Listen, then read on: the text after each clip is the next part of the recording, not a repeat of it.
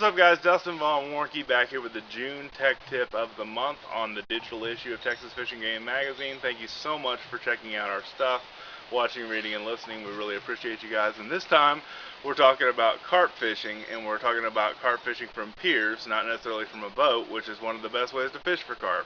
Now, a lot of people will argue with me that the carp is the hardest fighting fish in freshwater. A lot of people say it's a striper. I disagree, and I've written about this in some articles that I've done, some blog posts that I've done. A carp will fight you like you owe it money.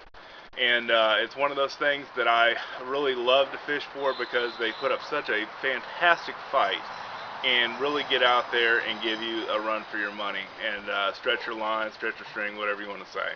So what I have here is an Okuma spinning rig. This particular Okuma model is a Ricky Red Okuma fishing rod, and then this is a Pixor, XT30. I believe I've got all that right. And basically the way that I'll rig this is kind of a medium duty inshore or freshwater rod or inshore saltwater rod. And the way that I'll typically rig this is basically like I'm fishing for catfish. All right. I've got an egg sinker, a swivel, an inline swivel, and then a hook for your leader. All right, and a small hook on the leader. Okay, and basically what I do is we'll rig this about a foot or so for the leader, maybe a foot and a half for the leader, if you really want a long leader. But I typically do about a foot, 12 inches for a leader, and then I do a fluorocarbon leader, or you can do braid. And I particularly fish for carp with braid because it's stronger and there's less stretch. There's just a lot of different reasons for that. But a lot of guys use fluorocarbon in different water conditions, so because carp are very smart fish, and they're really one of the smartest fish if you want to tell the truth, but a lot of people don't know that. But basically rigging this like you would for catfish, and what I brought along to rig for the bait, corn. Alright, canned, whole, kernel, sweet corn.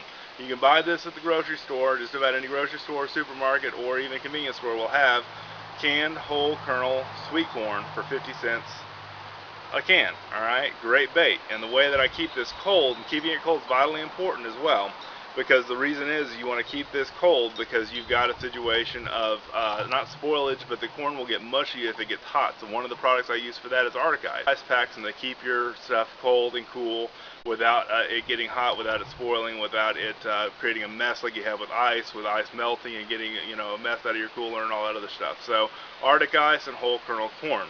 And any brand will do, basically. So you just basically pop the top, put this in a Ziploc bag or any kind of plastic container, and haul it with you. Put it on top of the Arctic ice. If you fish for worms or anything else, Arctic ice is a great idea for that as well.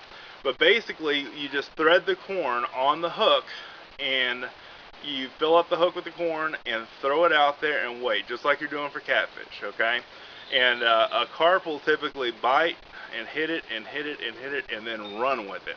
So what a lot of guys do will leave an open drag and basically or loosen the drag real good so they can run with it, and then tighten the drag down and set the hook. However you want to do it, it's up to you. You can catch them just like catfish, but if a carp will sense weight, he'll drop the bait if he's not fully committed to it. But having them run with it, they'll typically set the hook on themselves. And you tighten up the drag, and that'll give you a little bit of time to go pull the rod out of the holder and set the hook. Now you can fish like catfish with carp. There's all kinds of other things that you can do. You can do hair rigs, which are very popular in Europe, which are these balls that basically the carp ingests and spits out, and ingests and spits out, and they basically get a hook stuck in their mouth and they run off, and the hook is bare on a hair rig. And you can find hair rigs on Amazon and other places. Several hook manufacturers make them, but the easiest simple way to get a kid hooked on fishing, the easiest simple way to get an adult hooked on fishing, or the easiest simple way to pass the time if you don't have a boat or want to just get out and have some shore time, is basically use some sweet kernel corn and get out there and get it done. It's really a lot of fun. Fishing from piers, what you can also do is chum. You can go to any feed store or your typical H-E-B or Walmart or whatever and get deer corn, or you can go to your feed store and get range cubes or cattle cubes. That's another way that you can chum for carp. And range cubes dissolve in water over time, so basically you can chum one spot, fish it, come back and chum another spot and go back to the first spot if you want to. A lot of guys do that for catfish. Works the same way for carp. We do that a lot in bow fishing as well, just to get carp in an area. But another idea is to get some deer corn, which is hard, and once the carp start eating up the deer corn, you throw that out and chum with it. They start coming up in the shallows eating that deer corn. They'll find the soft, sweet corn that's on your hook and will usually prefer that to the hard deer corn, and that's another tech tip for getting out there and catching some big carp.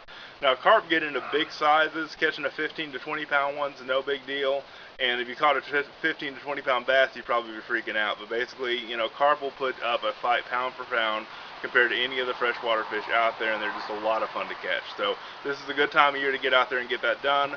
Thank you guys so much for watching, reading, listening. Check out all of our articles and tips and podcasts and all that other stuff at fishgame.com. And thank you guys so much for watching, reading, and listening. Have an awesome day in the outdoors. We'll see you next time.